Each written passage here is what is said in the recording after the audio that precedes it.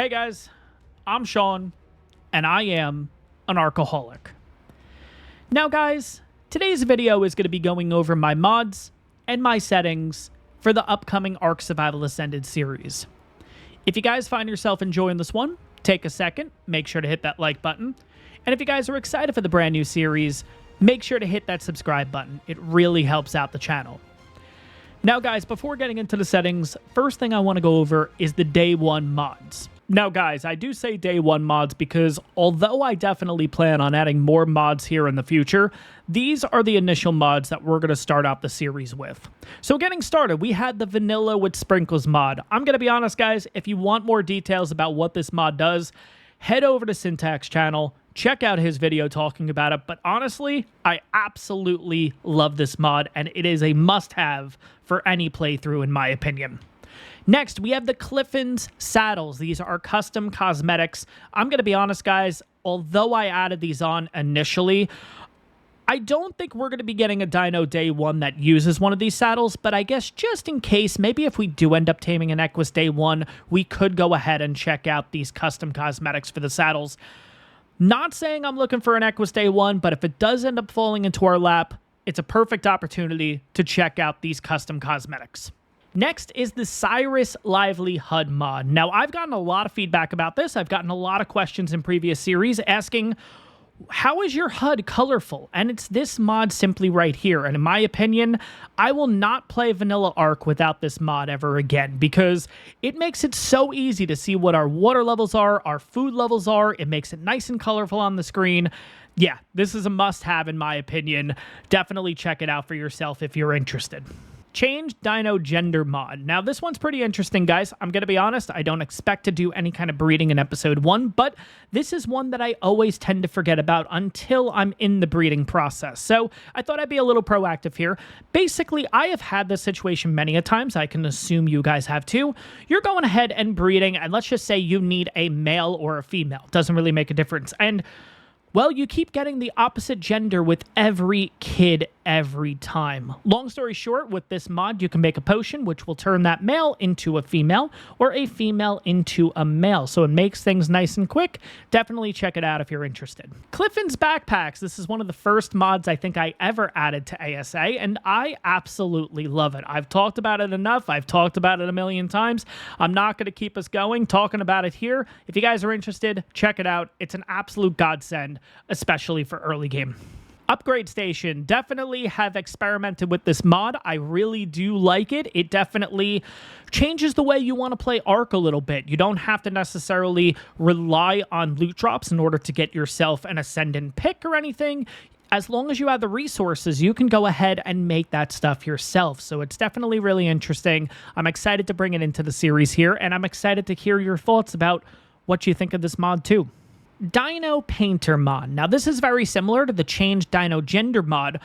Pretty much when I'm doing a lot of breeding, guys, sometimes I do try to go for colors specifically, but it does take a lot of time in order to get that specific color onto that specific region, what have you. Now, the rule that I've made to kind of speed up this process a bit is if any dino that I'm currently in the process of breeding has that specific color that I want on that specific region, I can go ahead and I've allowed myself to use Dino Painter to just put it straight onto the kid. It just saves a lot of time and everything like that. And especially when I'm trying to get as much content out to you guys as possible, I don't want to be sitting here for 3-4 hours waiting for, let's use the RG in the picture. I don't want to wait 4 hours to get that RG green if I have it on the father already, if that makes sense.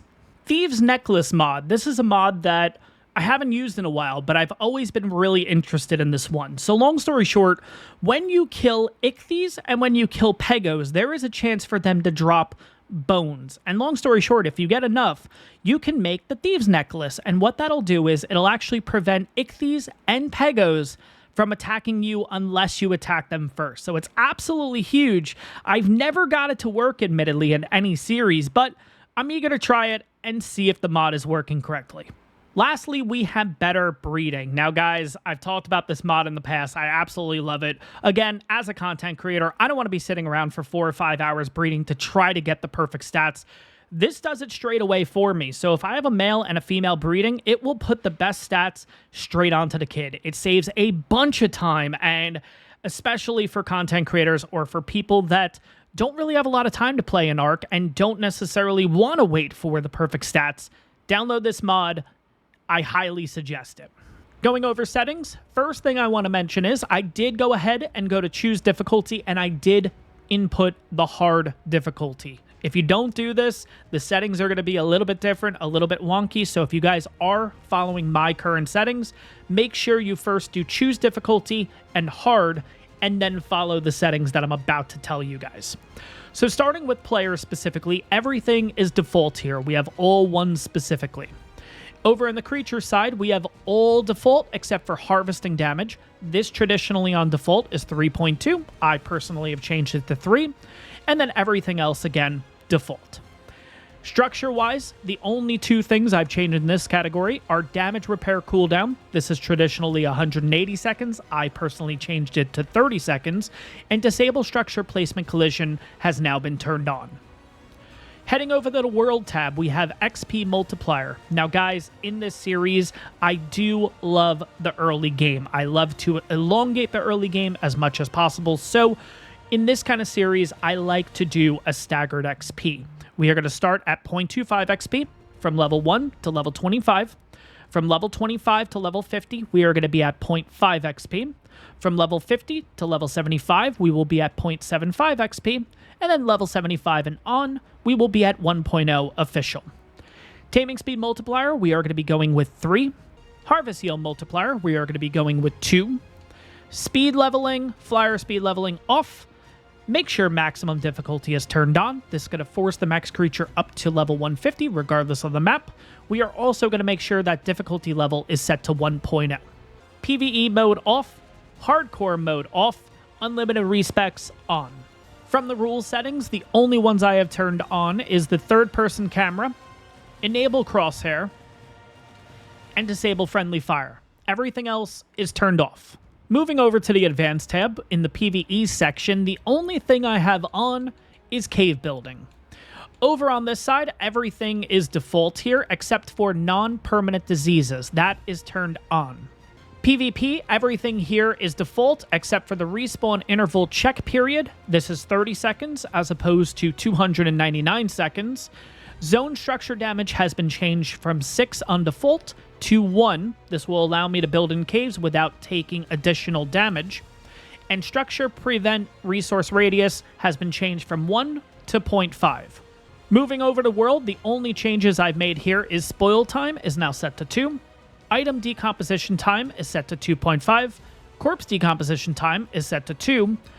No resource radius around players is set to 0.5. Around structures is set to 0.5. Resource respawn interval is set to 0.25. Mating interval is set to 0.01. Egg hatch speed is set to 60.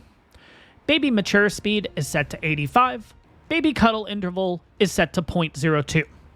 I just want to throw it out there. Every time I make a settings video, I do explain this, but I want to throw it out there again. I did not come up with these settings. This is settings from Flingerfoo specifically. He has went ahead and come up with a 30 egg hatch speed, a 42.5 mature speed, and I can't remember what his interval is, but basically I just doubled it. I wanted it a little bit quicker. This is highly experimental. It's worked for me. It may not work for you. I'm just giving you guys a heads up straight away. Wild Dino category is set to default. Tame Dino category is all set to default. Player category is set to default. And XP multiplier is set to default. If you guys are seeing different numbers than what I have here, the reasoning for that is you did not go to choose difficulty and click hard before making these settings. Go ahead and do so now. Make sure you click hard if you are looking to copy my settings, but just keep in mind, all the settings you're going to have to redo again, which is why I mentioned this at the beginning of the video. Lastly, moving over to the miscellaneous section, the only things I've changed here are allow raid dino feeding. This will allow a tamed titanosaur to consume food, which will allow it to live. If you have this turned off and you do tame a titanosaur, you will only have it for 30 minutes. Allowing this on allows it to eat and allows it to stick around a little bit longer. The only other setting I've changed here is show floating damage text. This is a personal preference. I like seeing how much damage I'm putting out, and platform structure limit is set to 5. Default is set to 1.0. Guys, that's pretty much all my settings for the upcoming series. I hope you guys are excited for this. I certainly am. I will see you all in the next one. Have a good one, everyone.